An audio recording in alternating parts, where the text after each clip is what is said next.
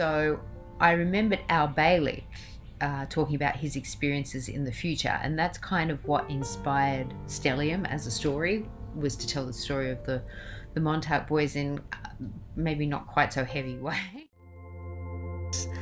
But first of all, I'll say welcome to this podcast. This is part 1 of the music that I've been listening to inspire Sorcia's. All night the words, "I must tell you," kept repeating in my brain, and I lay awake imagining what words followed. 357 is a universal intel agent.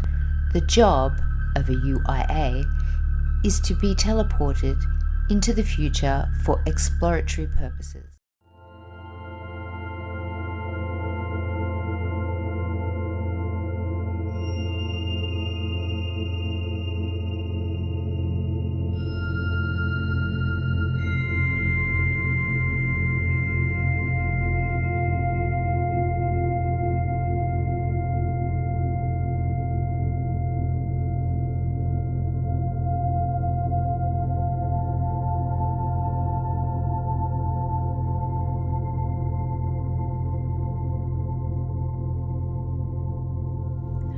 Hello, my lovely Patreons, and welcome to May.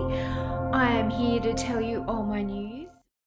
So I think this first week of May, we're feeling really good about where we are with our family.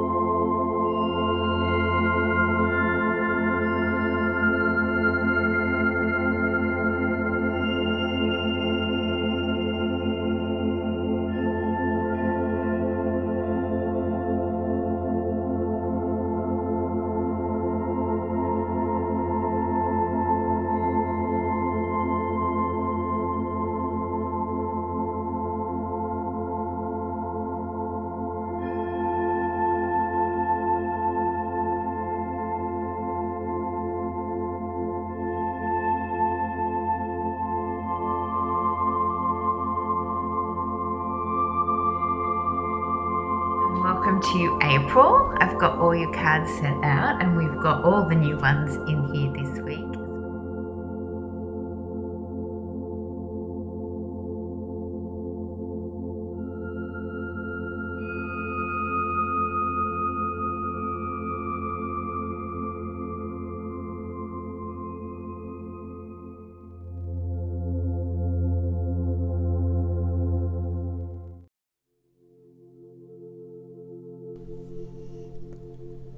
Stellium. Noun. Astrology. A grouping of several planets in a sign. Stellium points. Quantum science. Time travel. Each planetary body emits its own individual sonic or song. When planets align or group in a close stellium, they harmonize in chorus. By attuning to the frequency of the unique compositions created during such events, a moment in time, past or future, can be pinpointed. The Stellium Series by Traci Harding. Book 1. The Search for 441.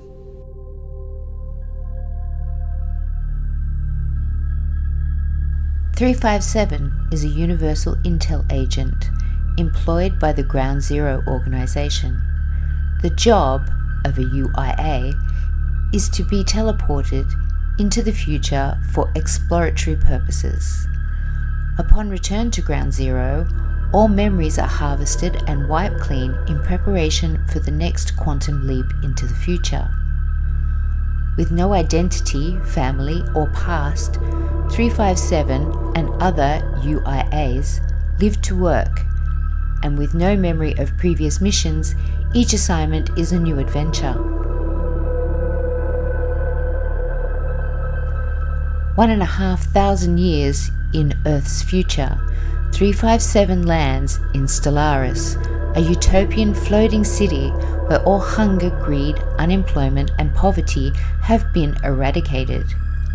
Stellaris gives host to an amazing transport network, the Stellatron, a complex high-speed tube system that speeds an individual to any desired destination within the city.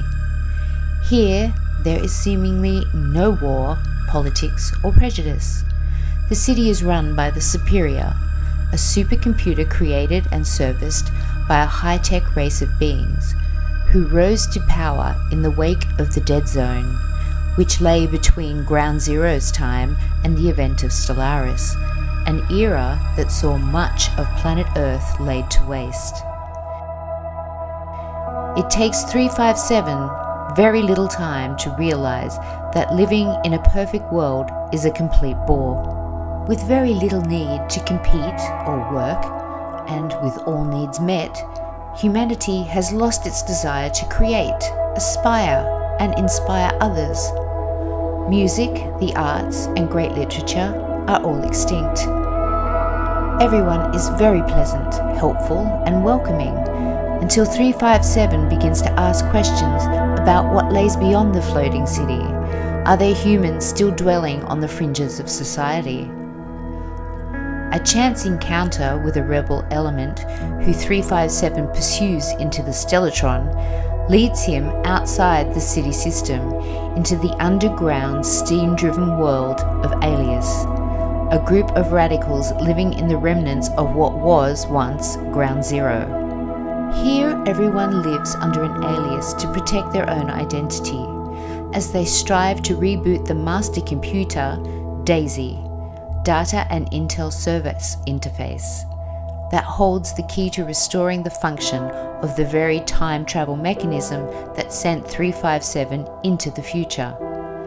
Alias aimed to prevent the disaster that laid the Earth to waste, an event they believe the Ground Zero organization may have been largely responsible for.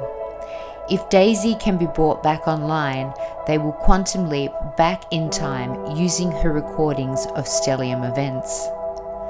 Alias also seek to find the one UIA agent, 441, who allegedly managed to outsmart his programming and land himself in the Dead Zone, a period of history that is mysteriously avoided as a destination during Ground Zero's time travel exploration. 357 has met the agent in question prior to his last mission, and is baffled to inform the rebels that their leader is the UIA agent they are seeking.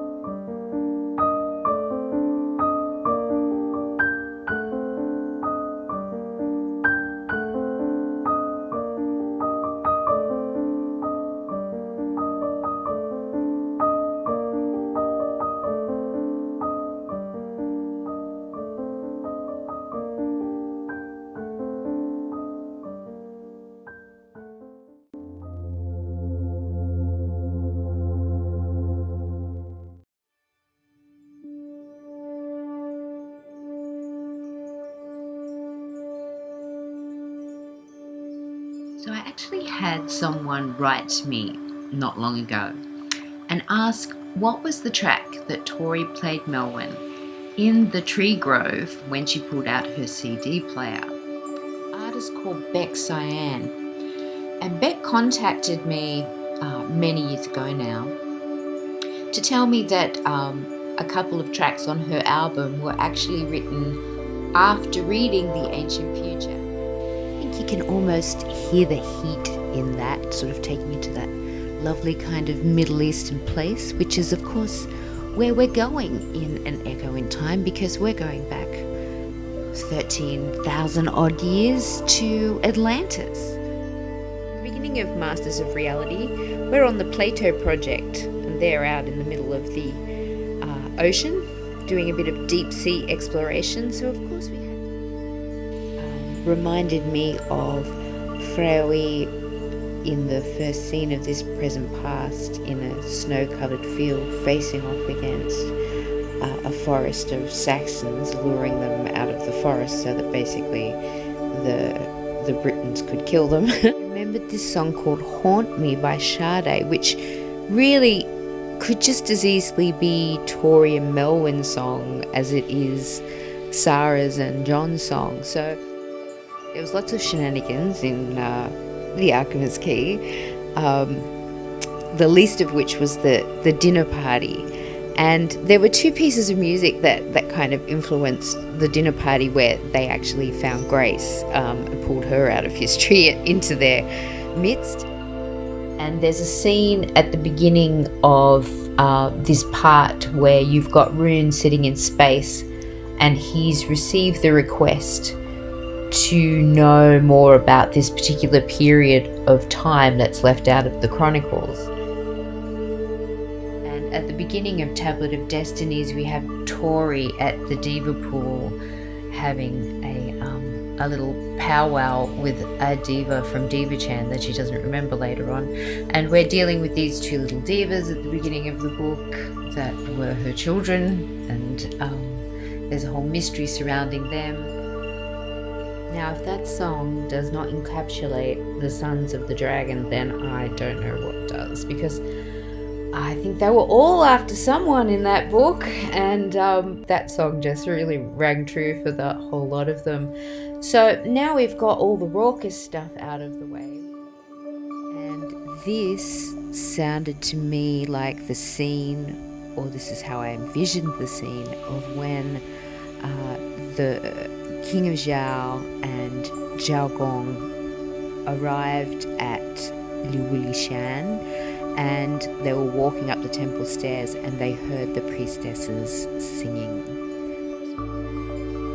With these tracks, rather than emoting a kind of place, I was more looking to emote the archetype, the character that is each chapter.